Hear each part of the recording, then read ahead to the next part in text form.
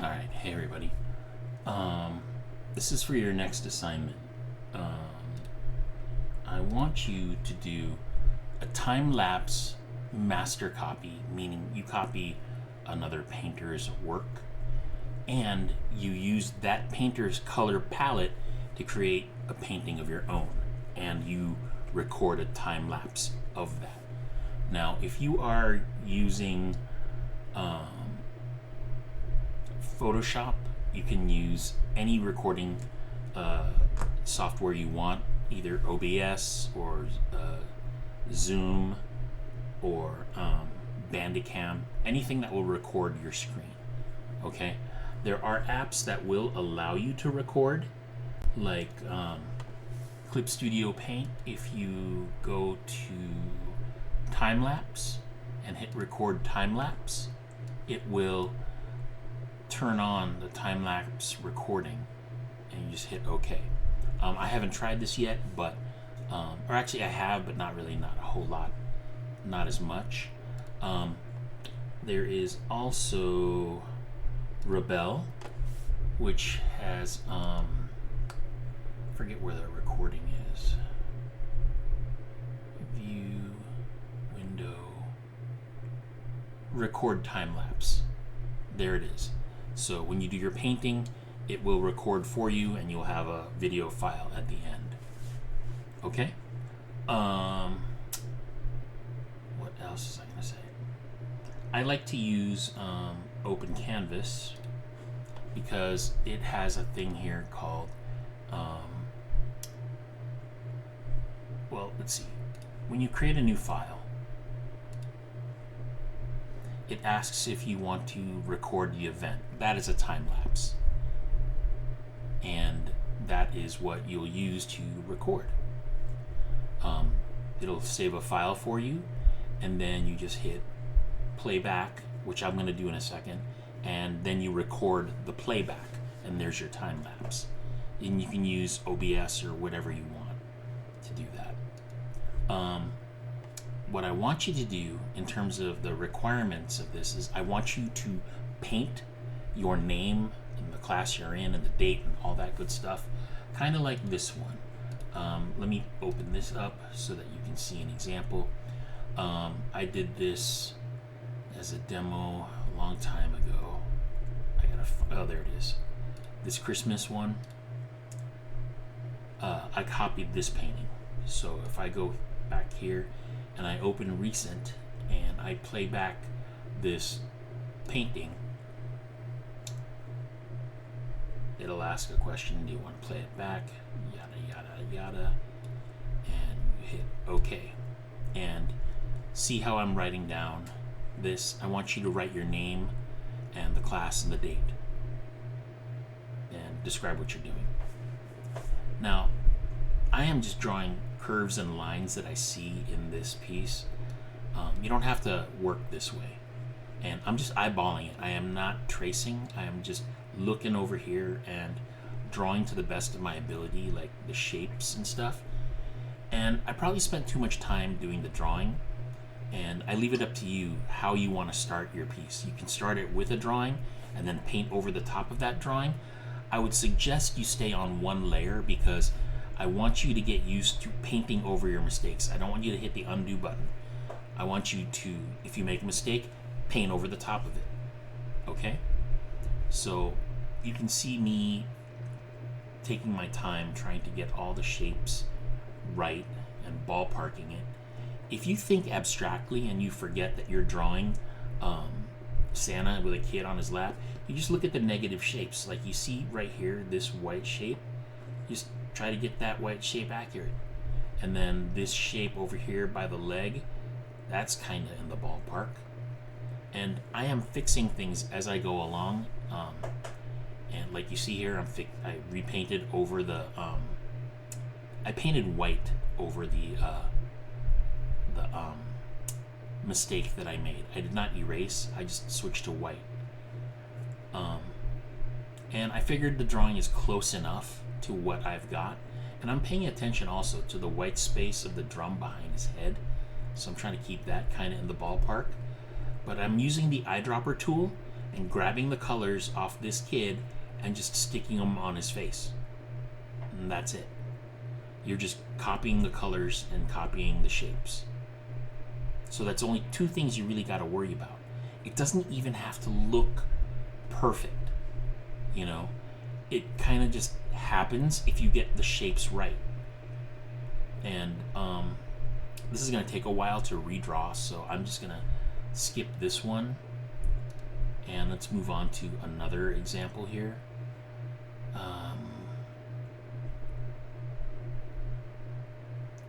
This one is a pretty good one.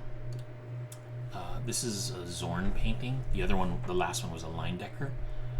And the way you see me start, I'm starting with big shapes of color. I am not drawing in this example. I want you to still start writing your name and everything before you start the actual painting. But with this one, I'm just filling in big shapes of color, and then I'm cutting those shapes down. So let's open up that one.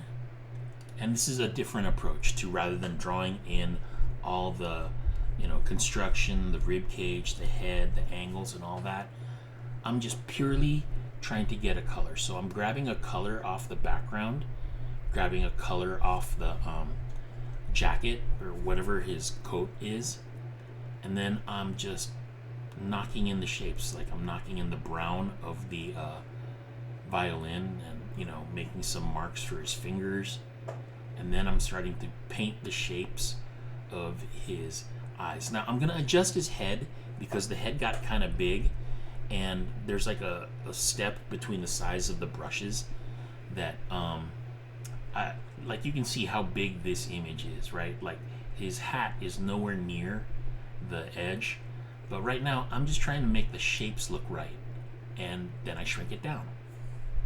So I don't mind if you adjust and move things around after you make them, okay?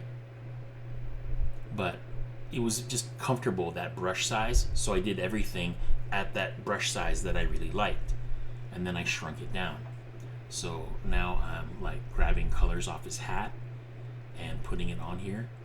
The nice thing about this app is it just records stroke for stroke, whereas the other apps will record all the delays between your marks and pause, and it's like actual real time. This one is kind of accelerated. So see how I'm moving everything? Because I'm trying to just get the space between his head right.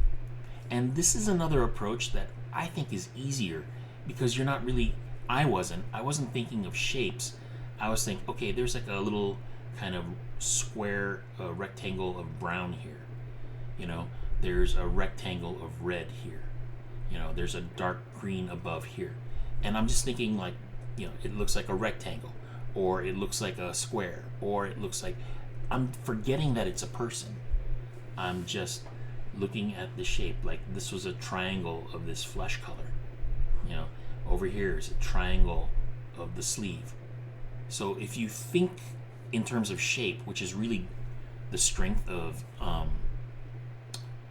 graphic designers, that they're stronger with shape than they are with anatomy and that detailed drawing, you can do this if you just forget what it is. Like this shape here looks like a sideways M to me, and maybe I got it a little off here, but if you can think of stuff like what things look like, then it becomes easier to make the shapes. Like this triangle shape here of this green, I'm trying to get that kind of accurate here,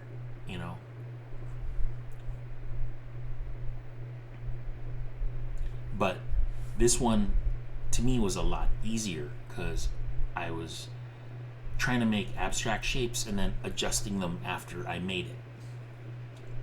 So that's your other approach. And let's look at another one.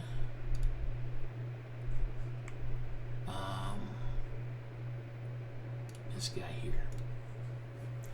This is a painting by Frank Frazetta. And, you could look at it like, okay, there's like this dark C shape here, and there's like this vertical rectangle of yellow, and then there's like a triangle of red, and you start dropping those colors in. And I will show you like how I did his face.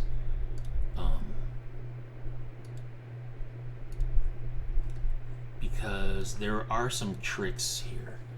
You need to think of how you're going to work from light to dark or dark to light. Let me see here, the size. I'm trying to find the one that I think probably looks best. Probably this one.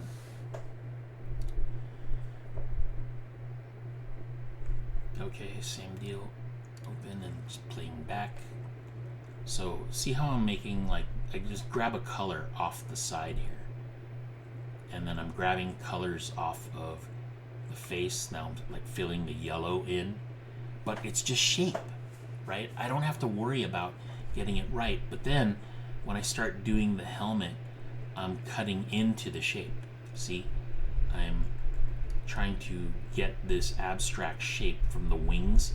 It looks like, to me, like an upside down tooth, a tooth sticking up, like, so I can think of it that way. Because if you can think of it in terms of something that you know and understand, it becomes easier to do. So I'm just grabbing colors off of this piece and just moving all around the painting until I like get bored. You know, if I'm bored with an area, I'll just move somewhere else and work. So see how the wings are? I'm just cutting the shape. And I'm not even worried about the color just yet, because I can just fill that in. I'm just trying to get the shapes to be kind of in the ballpark, you know?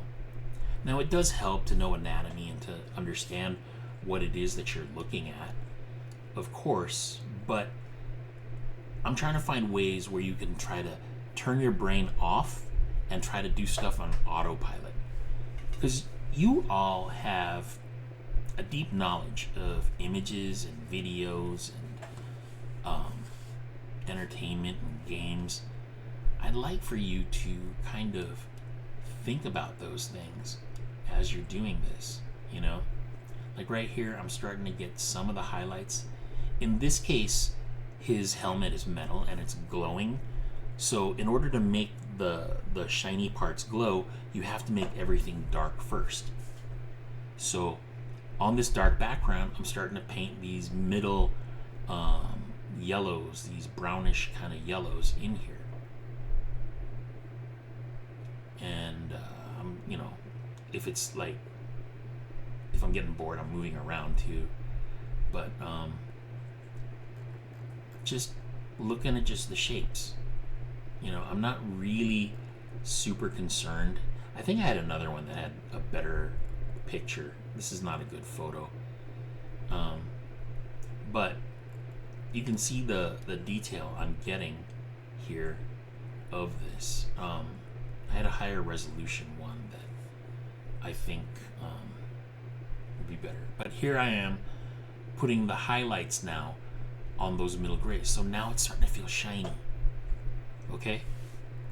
And it's just shapes that I'm kind of cutting into. Like, I think I had a different version of this image because I can see the colors are off here. But anyway, the thinking is still the same though, right? I mean, I'm just trying to look at this abstract shape at the outside of his arm. And in the other version I was working from, it was more green, and you can see those colors. You know, you need to find an image that is really tight. Now watch this. I did his hand, and I made his hand too low. So I'm gonna fix it and move it all back up. And I'm just gonna, you know, grab it with the lasso tool and cut and paste it higher. But I have the basic colors that I like. And I'm repainting over the hand, because what's happening is I like the hand, but I let the size get away from me, so I have to shrink it down.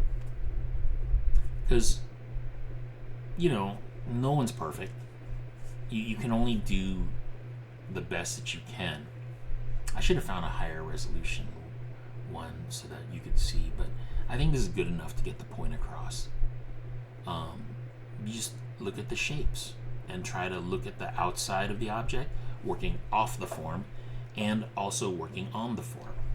Like his chainmail skirt, you have to make it dark so that when you paint light on top, it kind of reflects. And here I'm painting the shapes of the light on his cape, and maybe I'm a little off, or maybe the other image I'm working on is a little different. Like, man, this is really different as far as colors. So this is not my source image. It was the one I just grabbed. But anyway, I think you all understand the idea. Just find an image, write your name, or find an image, start a new painting. Oh, and keep the painting really small, like 2 by 3 inches or 4 by 5 inches at 96 DPI. I don't want a whole lot of detail, even though I'm painting with a whole lot of detail. You don't have to. You just have to get into a ballpark, so where you can, basically zoom back and go, how close am I when you shrink them down next to each other? Is it really there? Because you should be able to,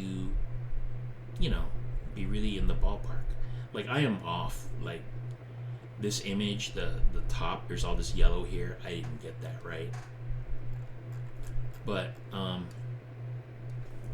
anyway, it's fun for me to start painting like the metal details and everything, and it's just a matter of looking at the shapes and trying to understand. Like, I can't even tell what is going on in his belt, so I'm just scribbling.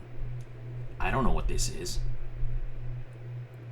but it looks kind of close. I'm grabbing the colors from here, so I shouldn't be off. But that's really the practice. I'm also trying to make the coat feel fuzzy. I know that his cape is fabricy, and I know there's a lot more detail here with the arrows, but I'm not really paying attention to the arrows. I'm paying attention to the shapes around the arrow. I'm looking at this kind of weird pentagon thing, and I kind of started it here. I'll get to it later in this piece as it plays back, but that's what I want you to do. I want you to record your video, and you can also speed it up so it doesn't take so long to play. But when it plays back, I want you to be in the corner, just like your professional illustrator piece, talking about what you did, where it went well, where it went bad, what you did to fix it, yada, yada, yada. Okay, so that is part 1 of the assignment. The second assignment is to do a painting of your own. So I am going to just shut this off because I think you understand the point. Oh, even while I was talking, I got these shapes in, and I'm looking at the shapes off of the form to try to get it accurate. And I don't think about that it's a negative shape of an arrow. I'm just saying, what is that yellow doing? And just figuring it out as I go along. And this will get you faster at painting than anything else. Okay, so after you do that, the second half of the assignment is to create your own piece. Now, I did one of Thanos a long time ago.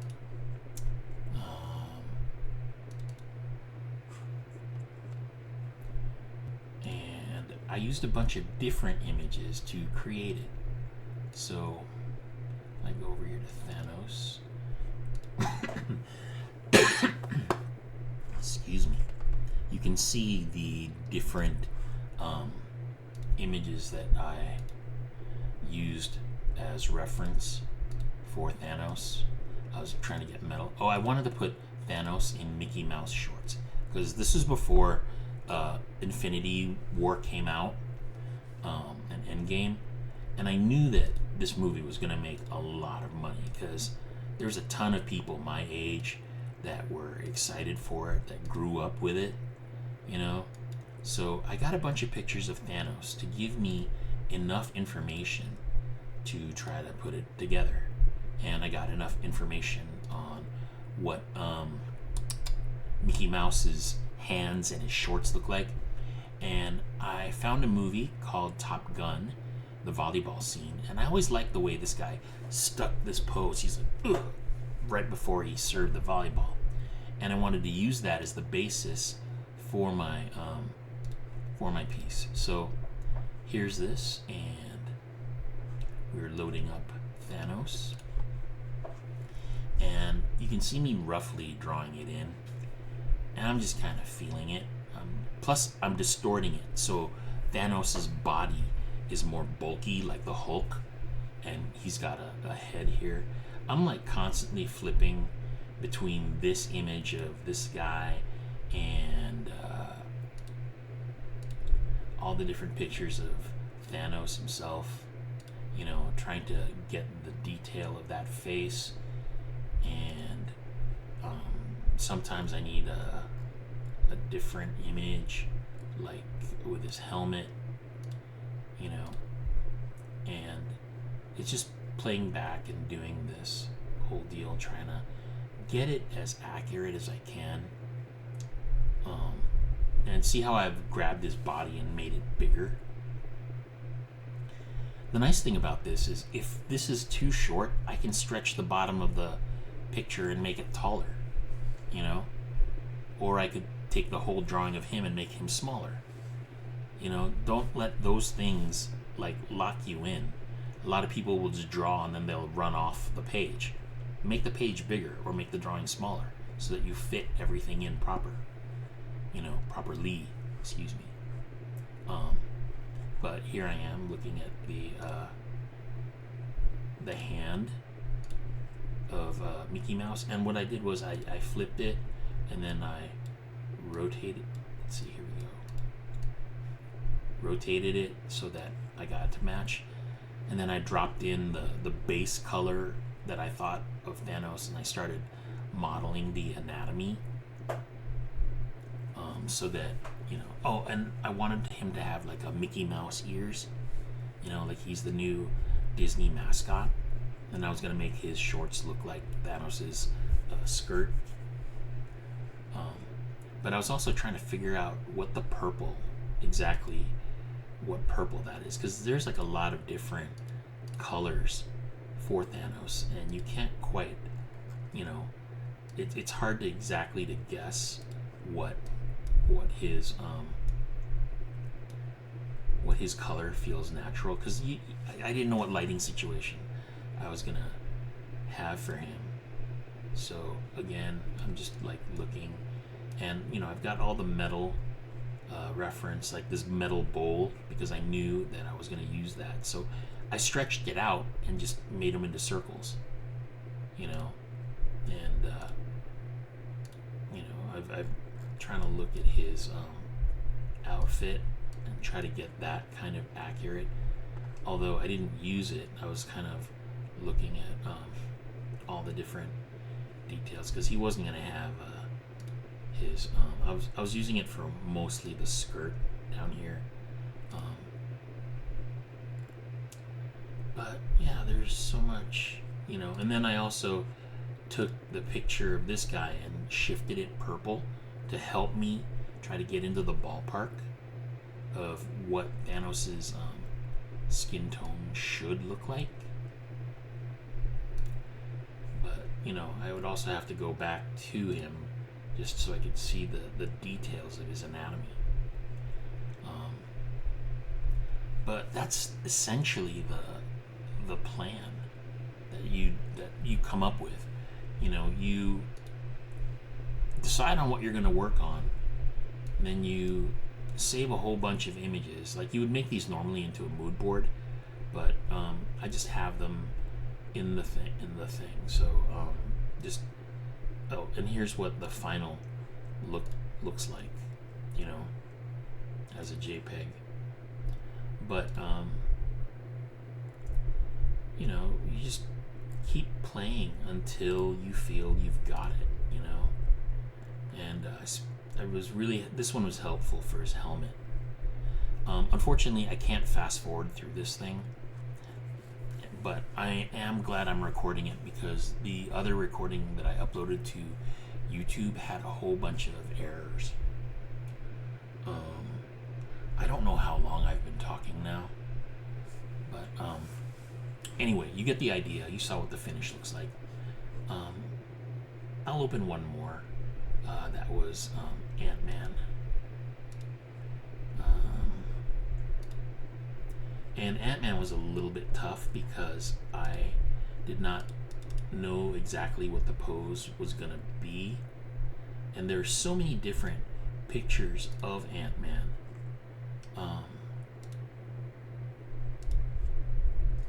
Because at the time there was a joke, a running gag between,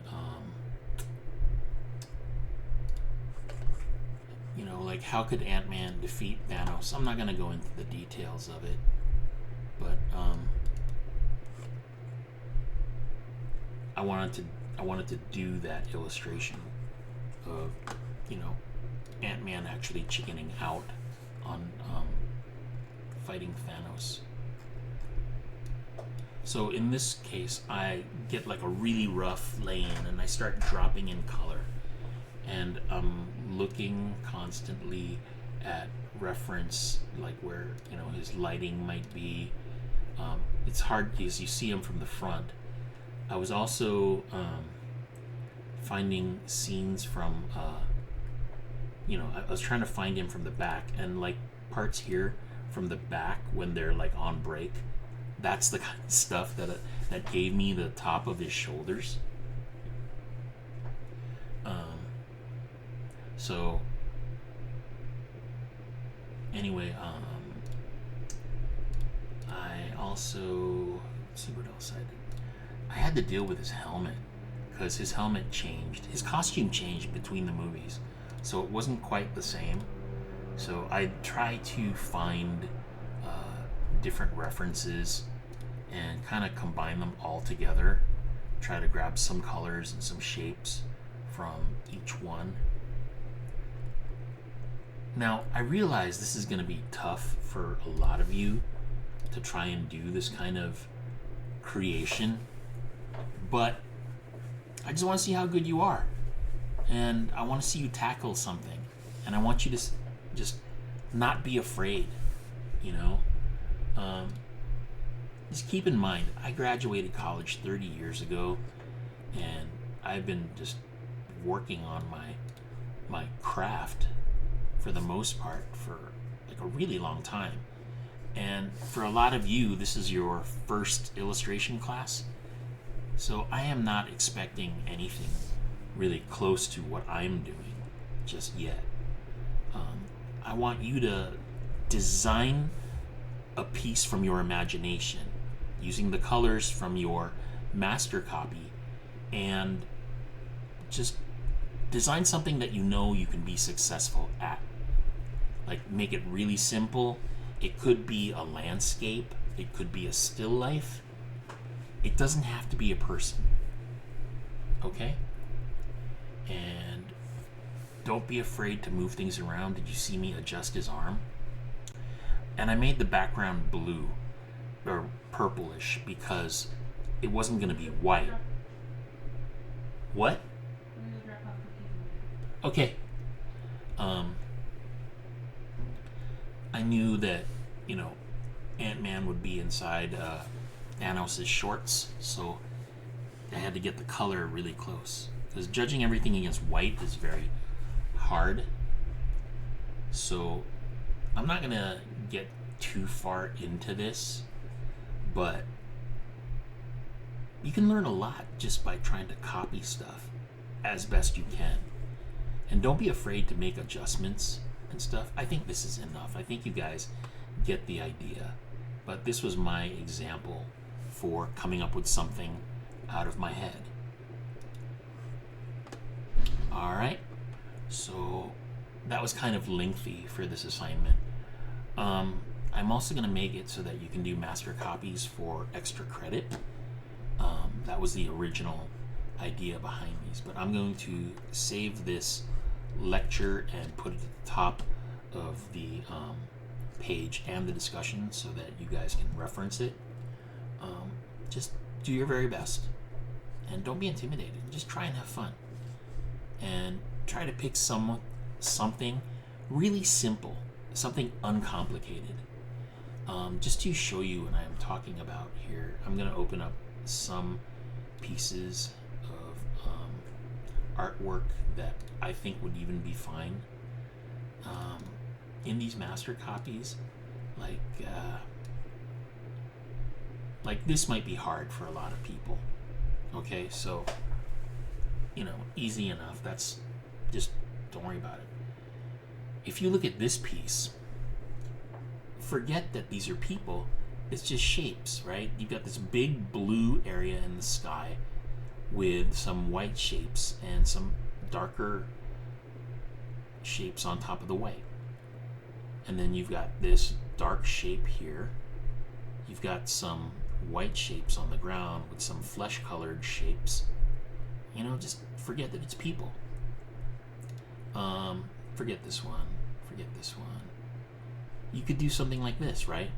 It should not be hard to get all these shadow shapes, right? This is all like circles and ellipses.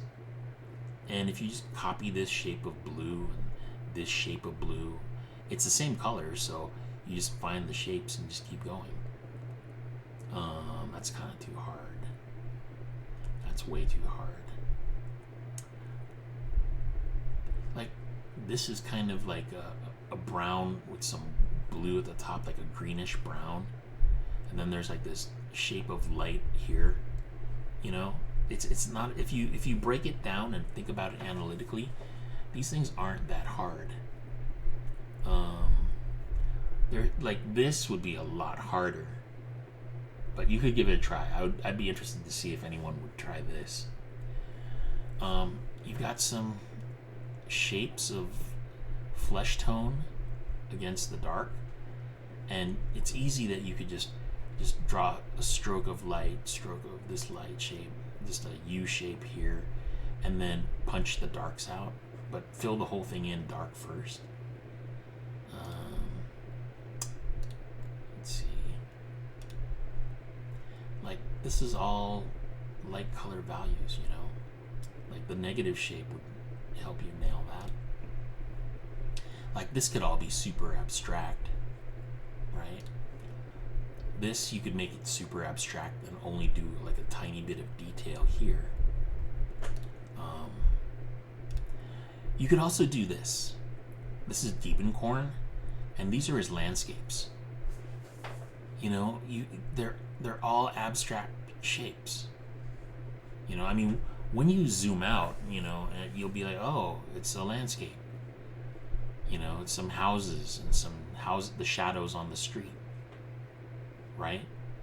But if you just look at, okay, here is like this weird diamond shape of gray, and here's like a triangle of a greenish yellow, and here's a triangle of green, and here's a rectangle on top of it. Oh, and here's another triangle, but this edge is cut off. Oh, and here's a yellowish vomit looking color with some reds and greens in it, but it's, just work shape to shape to shape and you'll be able to pull it off. Like, look how much gray is in here. That's like most of the painting. You could totally do this for your example. Just pick somebody who's really simple. Like, this is all like scribbly detail. If you just scribble in the shapes and forget that it's an angel. Draw a big circle of blue, then like this hexagon of red, and just think of it in terms of shape. you're going to see a whole bunch of different variations of these things. But I had a lot of Leyendecker because I was trying to figure out how can I paint like Leyendecker, right? Like you got all this red, you've got this dirty, warmish white, and then you've got all of this brown, and then you just do the shadow, the dark shapes on top of the brown. Oh, and there's a circle here, right? Hey, let's do this one. I did this one, and